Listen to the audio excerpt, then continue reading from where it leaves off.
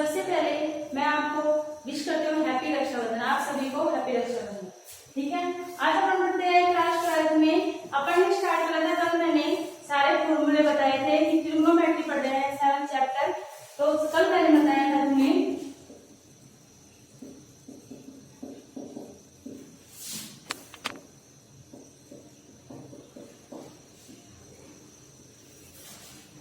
कल मैंने समझाया था सारे फॉर्मूले और सब बताया था कि किस किस का यूज होता है।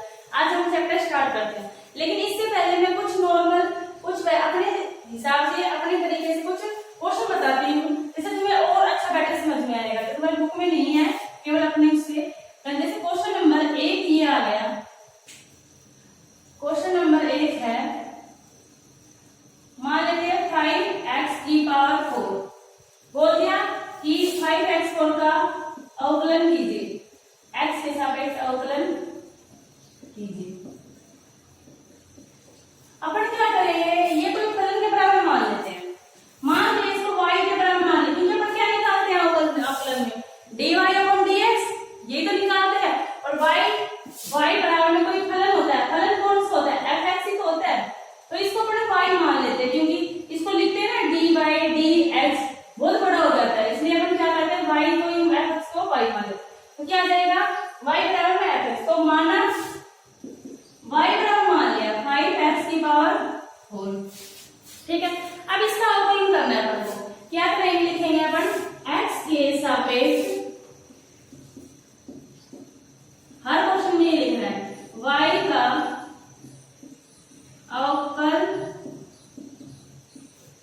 करने पर क्या करेंगे, इसका अवकलन करेंगे। क्या आ जाएगा, dy/dx। अवकल गुणांक क्या होता है, अवकलन गुणांक करना क्या होता है, d/dx। यही तो होता है अवकलन का करने का, किसी भी फलन का अवकलन करते हैं तो d/dx से करते हैं, x के सापेक्ष। ठीक है, तो यहाँ y का करेंगे dy/dx, इसका करेंगे तो d/dx, इसका करेंगे 5x की पावर 4। इसका ये करना है अपन को। अपन जानते हैं कि अचल पद होता है ना, अचल पद dy/dx। अचल पद को एज इट इज बाहर ले लेते हैं, क्योंकि अचल पद का अकेले हो ना, अकेले अचल पद हो तो उसका क्या होता है, 0 अवकलन करते हैं। लेकिन अगर किसी चर के सापेक्ष x के साथ आप x के बराबर में हो, x के साथ हो, तो उसको एज इट इज रखते हैं, यानी कि बाहर रखते हैं, उसका कुछ नहीं करते। तो 5 है, 5 को अपन अलग ले लेते हैं, क्यों, ये अचल है। और d/dx x की पावर 4 का करेंगे। अब x की पावर 4 का अवकलन क्या जाएगा, ये कौन सी फॉर्मूले से हो जाएगा, वही x की पावर n वाला। यानी कि अगर x की पावर n है, इसका अवकलन क्या जाता है, पावर आ जाती है n x, और n में से जो पावर में से एक घटा देते हैं, उसके हिसाब से करते हैं। तो 5 तो आगे है, तो ये आगे आ जाएगा 4x, 4 में से 1 गया ये, तो dy/dx कितना जाएगा, 5 गुणा 4 20, x की पावर 3, ये आएगा आंसर। ठीक है, ऐसे हो गया ऊपर। इसको उतारो। अब देखो एक दूसरा करके देखते हैं, ऐसे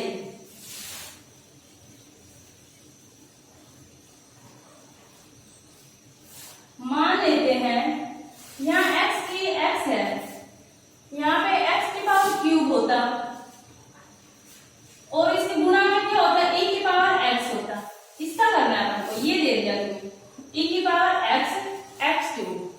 अब देखो वेरिएबल अलग है, क्योंकि इसका फॉर्मूला अलग होता है और इसका फॉर्मूला क्या होता है, अलग होता है ना, इसका फॉर्मूला अलग होता है। पहले को इसमें पहले एक और कर लेते हैं, ये वाला करते हैं x की पावर क्यूब प्लस में 5। इसका अवकलन क्या होगा,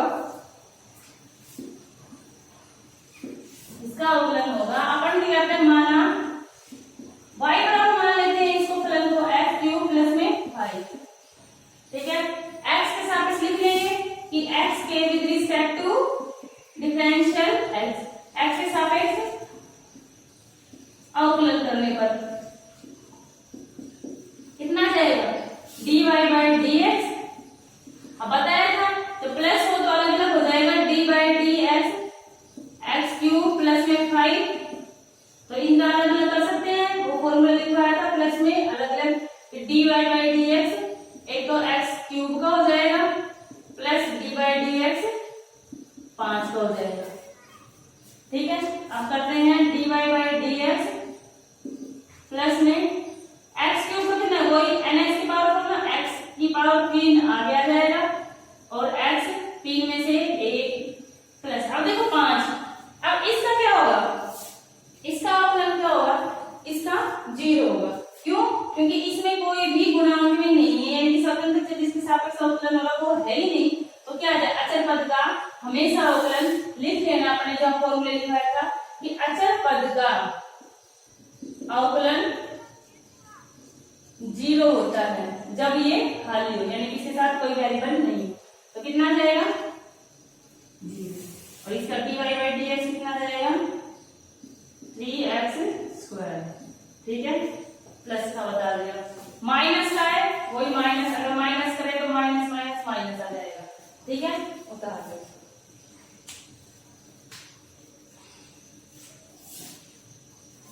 अब करते हैं एक क्वेश्चन और बताती हूँ तरीके से, फिर अपन उन क्वेश्चनों को करते हैं। ठीक है, अभी लिखा था मैंने x की पावर क्यूब e की पावर x का अवकलन। अब ये आ गया गुणा में। अब ये दो वेरिएबल, ये वेरिएबल अलग, इसका फॉर्मूला अलग होता है। कौन सा, nx की पावर n माइनस 1 ये होता है, और e की पावर x का अवकलन अलग होता है। तो एक साथ तो कर ही नहीं सकते, तो क्या आ जाएगा, कौन सा, गुणा में सूत्र लगा देंगे। पहले तो क्या लिखेंगे, माना आंसर में माना y बराबर f की पावर क्यूब e की पावर x। अपन मैंने बताया था फॉर्मूला कि दो फलन है, इसमें दो फलन है, तो इसको तो मान लेंगे u, इसको मान लेंगे b। तो फॉर्मूला क्या होता है, फॉर्मूला के फर्स्ट को छोड़ दिया, dy बाई dx करते हैं, जब u v आते हैं, u v का अवकलन करते हैं तो क्या आता है, फर्स्ट को छोड़ दिया, दूसरे का अवकलन किया, और दूसरे को छोड़ दिया, पहले फर्स्ट का अवकलन किया। यही तो होता है, u को छोड़ दिया, दूसरे का, v को छोड़ दिया, ऐसे अपन इसका करेंगे। तो dy बाई dx फर्स्ट कौन सा है, कोई सा मान लो, अभी आगे होता है तो भी कोई दिक्कत नहीं है। फर्स्ट ये है x क्यूब, इसको एज इट इज ऐसे ही छोड़ दिया।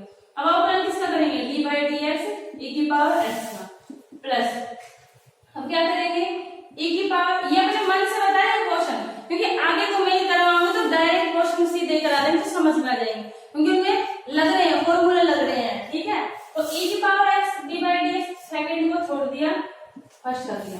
अब देखो इसका क्या जाएगा, इसको तो ऐसे कैसे रखा है, अवकलन तो सिर्फ इसी का करना है। e की पावर x का अवकलन कितना होता है, e की power x same to same plus e की पावर x को छोड़ दिया। अब किसका अवकलन करना है, h की पावर क्यूब का, कितना होता है 3 आगे आ जाएगा, x 3 माइनस 1, तो कितना आ जाएगा x क्यूब e की पावर x e की पावर x 3x²। ऐसे होते हैं, गुणा का बता दिया, और एक भाग का आ जाएगा, भाग का बनाओगे तब हो जाएगा। भाग का फॉर्मूला जैसे उतार लेना इसको,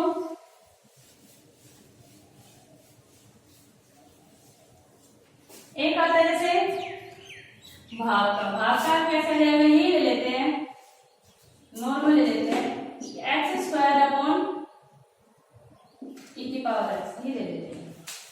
अब देखो वही भाग का फॉर्मूले में माना e की पावर x² e की पावर x। अब अवकलन करते हैं x के सापेक्ष, कौन सा, भाग विधि से फॉर्मूला जानते हैं अपन, कौन सा होता है, y dy upon dx, u upon v करते हैं ना, dy बाई dx किसका, इसको मैं जैसे u मान ले, इसको v, तो u अपॉन v। तो भाग विधि का फॉर्मूला क्या होता है,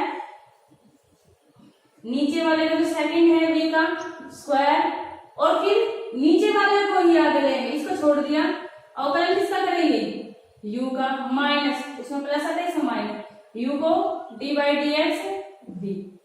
ठीक है, अब इस फॉर्मूले से कर लो, dy अपॉन dx, नीचे क्या है e की पावर x का स्क्वायर, और फिर सेकंड v को ही छोड़ना है, e की पावर x, अवकलन किसका करना है, dy by dx x² minus, फिर x² को छोड़ना है, dy बाई dx, कितना आ जाएगा e की पावर x, इसका अवकलन करेंगे कितना आ जाएगा, वही 2x 2 माइनस 1 माइनस x² को ऐसे छोड़ दो, स्क्वायर। तो क्या जाएगा 2e⁻x गुणा में 2x 2 की power 1 minus x square e⁻x upon ex का होल स्क्वायर। ठीक है, चारों फॉर्मूले बता दिए, चारों समझा दिए। ठीक है, उतारो इसको।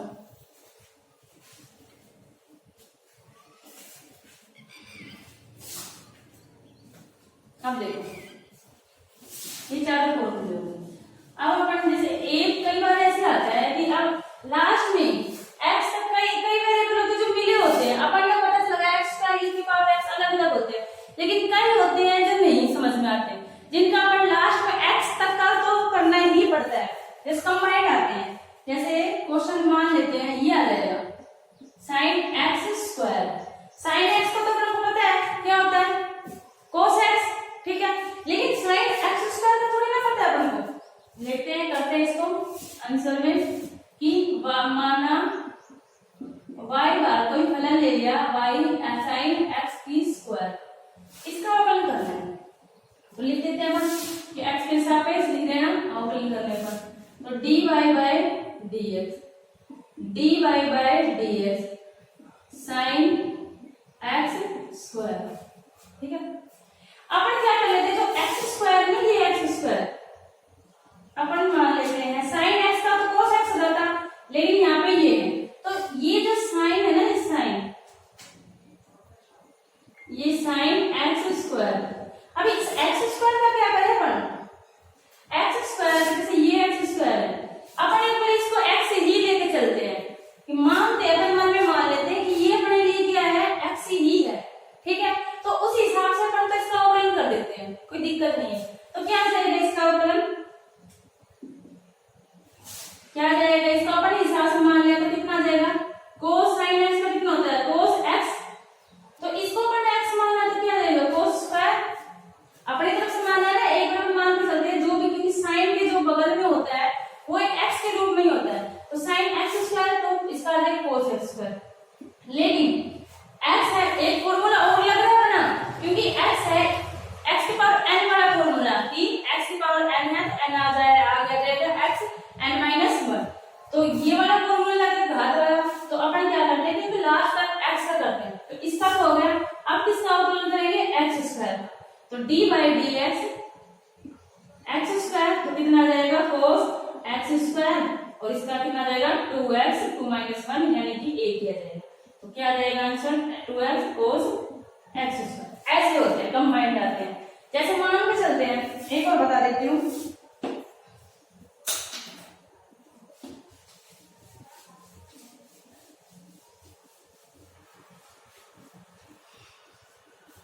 यहाँ x स्क्वायर की जगह यहाँ साइन तो है, x की जगह cos x आ जाता, तो क्या करते अपन, x की जगह cos आ जाता तो क्या करते अपन, तो देखो आंसर में माना y बराबर में sin cos x, फिर कोई प्रॉब्लम हो गई dy अपन dx करेंगे, तो dy dx sin x cos x।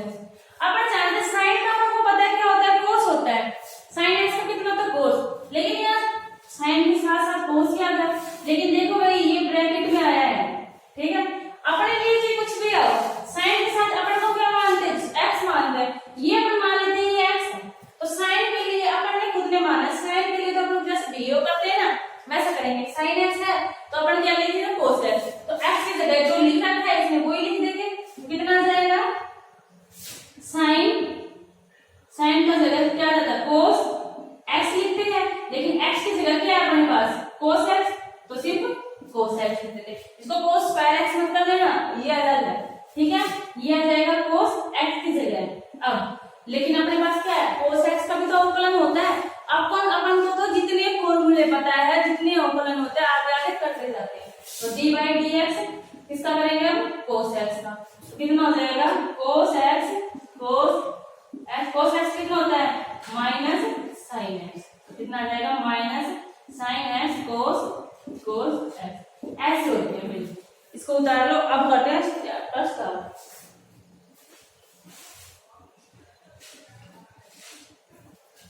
ठीक है, इसको उतार लें। देखो अब करते हैं क्वेश्चन स्टार्ट। एग्जाम्पल, सारे एग्जाम्पल सारे क्वेश्चन कराऊंगे लगातार, सब अपनी कॉपी में उतारोगे, उसको समझोगे, ठीक है। कई बच्चे पास बुक लेके आते हैं, लेकिन इसमें सारे क्वेश्चन कराऊंगे एग्जाम्पल्स में, ठीक है। सबसे पहले आपका एग्जाम्पल है, एग्जाम्पल नंबर 1 क्या है कि फर्स्ट ही है log e log x square, ये आ गया। अब देखो ये जुड़ रहा है, log x होता है, लेकिन log x की जगह log x तो log x स्क्वायर आ गया अपने पास, तो ये तो जुड़ ही रहा है, अलग से जुड़ रहा है ये तो, ठीक है। अब ये भी नहीं है अपन इसको गुणा विधि से कर सकते हैं, गुणा विधि से कर ही नहीं पाएंगे, क्यों? क्योंकि अपने लिए तो ये तो अलग अलग वेरिएबल है ही नहीं, log का x की जगह है ये तो क्या करेंगे इसमें? सबसे पहले अपन लिखेंगे आंसर में, माना y बराबर में log e log x square, ठीक है। अब x के सापेक्ष लिख देंगे अवकलन करने पर, x के सापेक्ष अवकलन करने dy by dx, dy by dx log e log x square. अपने पास एक उलझन आ गई, क्या आ गई? देखो log है, x की जगह अपने पास क्या है? पूरा ये आ गया log x, इसका देखो 3 बार अवकलन होगा log x, इसका log x कर लेंगे, बाद में क्या आएगा? फिर log x आएगा। अब log x करेंगे, लेकिन इसकी जगह x की जगह क्या है? x स्क्वायर, तो 3 आ गया ना, तो या तो मान के कर लो। देखो इसमें कई तरीके होते हैं, या तो इसको मान के कर लो कि माना इसको u मान या लोग u का कर दे, लेकिन सीधा तरीका करेंगे अपन तो, कि अब क्या करते हैं, ये अपने लिए क्या है? x है, तो अपन log x करते हैं, ऐसे के लिए क्या करते हैं? log x का ही करेंगे। क्या होता है log x का? 1/x, तो 1/x की तरह करेंगे अपन का, तो कितना जाएगा? dy by dx log x का 1/x, लेकिन x की जगह क्या है? अपन ने x माना है, इसको x की जगह क्या है? log x स्क्वायर, ये रख दिया अपन ने, log को हो गया, ठीक है। अब आगे log का अपन को और भी पता है log का क्या होता है, तो अपन किसका करेंगे? इसका, तो dy by dx log x square.